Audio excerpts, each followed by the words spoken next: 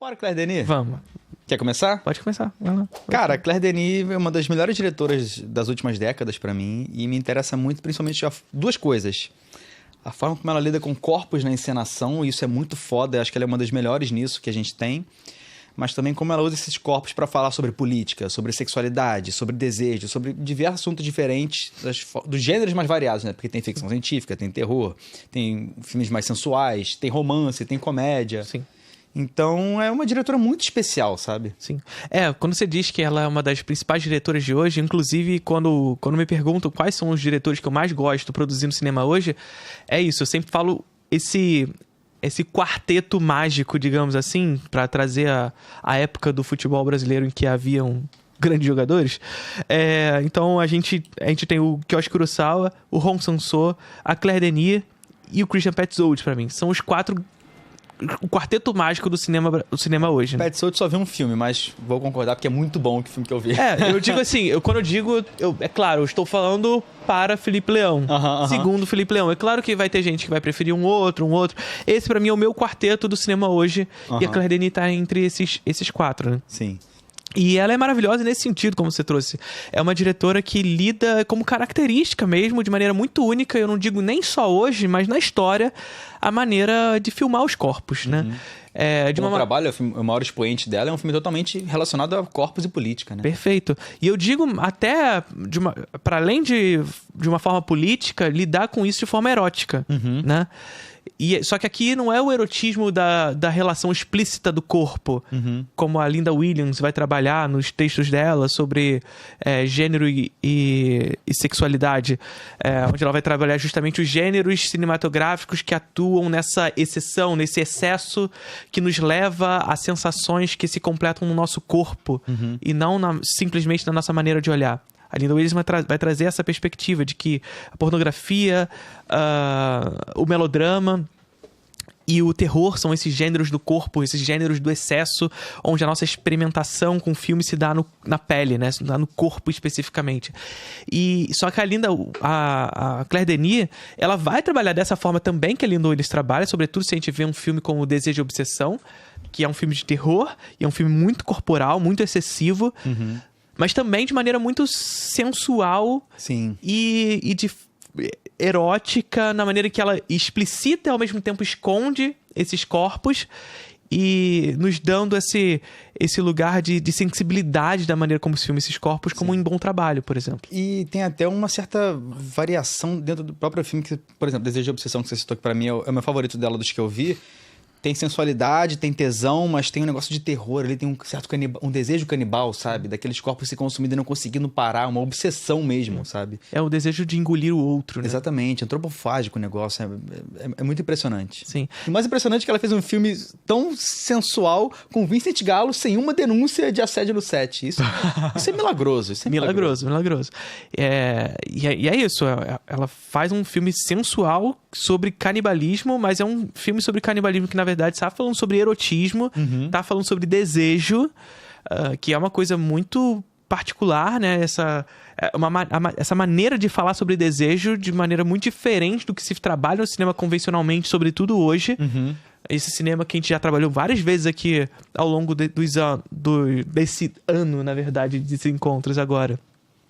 Que é um cinema que cada vez mais vem se tornando ilibado, casto, que de alguma forma aqui e ali, nos últimos 2 anos, talvez, tenha voltado um desejo pelo sexo, mas ainda muito... negócio embrionário. Embrionário, né? Alguns filmes que vão surgindo e reagindo a essa estética meio conservadora proposta pelo cinema massificado estadunidense, sobretudo pela Marvel, no cenário pré-pandemia.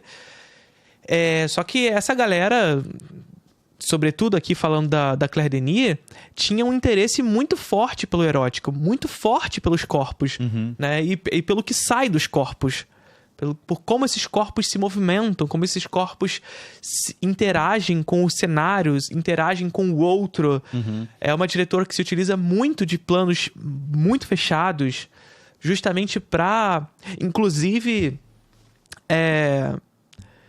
tirar esse corpo da lógica da própria mise-en-scène, né? Que a encenação ganhe uma particularidade muito única, onde você cria uma espécie de deslocação desses personagens, dessas pessoas que estão ali, da diégese do filme, né?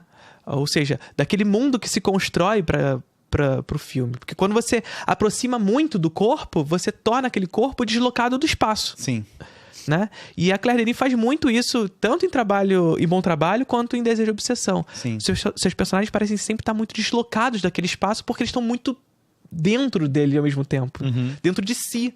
Como se o corpo fosse o espaço do filme. Sabe? Tem muito isso também no High Life, né? E é uma ficção científica. Também super erótica. Super erótica e que é totalmente sobre a exploração do corpo do trabalhador, só que numa ficção científica ambientada no espaço sideral, sabe? E tem essa questão deles entenderem como o corpo deles é instrumentalizado e eles quererem um pouco expressar os desejos, mas não poderem por estarem suscetíveis não, estarem dominados pela lógica de trabalho no capitalismo. Enfim, ela aborda isso de várias maneiras diferentes, é sempre muito foda. Ou então, Deixa a Luz do Sol Entrar, que é uma comédia, sabe? Uma comédia romântica, de certa forma. E também o filme sobre o empoderamento da mulher, tipo, reconquistando o poder sobre o próprio corpo. Enfim, é uma variedade muito grande de formas de lidar com o corpo em diversos filmes diferentes. Não, a mulher é maravilhosa, assim, é isso, é uma das top 4 aí, pra mim, dos diretores atuais. Mas a gente tem outros exemplos maravilhosos da Claire Denis também, por exemplo, o 35 Shots of Room. Esse eu não vi. Que é um baita filme, eu acho que não tá... assim, muita gente coloca entre os grandes dela, mas eu não acho que não tá no mesmo nível de Bom Trabalho e Trabalho e Obsessão e Desejo e Obsessão, que são maravilhosos. E tem o White Material também, com a Isabelle Huppert, que é a sua divazinha, né? Melhor atriz da história. Não, calma. É pica. Pra mim é ela. Não, porra, calma aí. Não, muito foda.